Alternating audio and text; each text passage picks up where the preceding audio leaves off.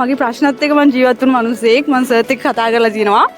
එතකොට මට අද සතුටුයි මං අද මේ hina වෙලා සතුටින් ගොඩක් ඉන්නවා. ඒකට හේතුව මගේ ආදරණීය සර් හින්දා. මගේ ආචාර්යතුමාගෙන් අවසරයි. මගේ කවුන්සලින් ලයිෆ් එකේ මම තාම කරලා තියෙන එක සීසන් එකයි. ඒ වුණාට මම කියන්න ඕනේ මම ඇත්තටම කවුන්සලින් කරන්න කලින් මං ඇත්තටම පුරා අවුරුද්දක් විතර මානසික අවපීඩනයෙන් මගේ ප්‍රශ්නත් එක්ක මම ජීවත් වුණු මිනිස්සෙක් මම සර්ත් එක්ක කතා කරලා තිනවා.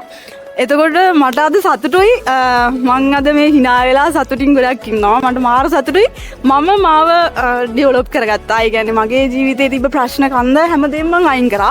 අයින් කරා කියන්නේ ඩිවෝර්ස් එකක් තරමට යන තරමටම. ඒ තරම් ප්‍රශ්න කන්දක. එතකොට අද මං ගොඩාක් සතුටින් ජීවත් වෙනවා. ඒකට හේතුව මගේ ආදරණීය සර් හින්දා.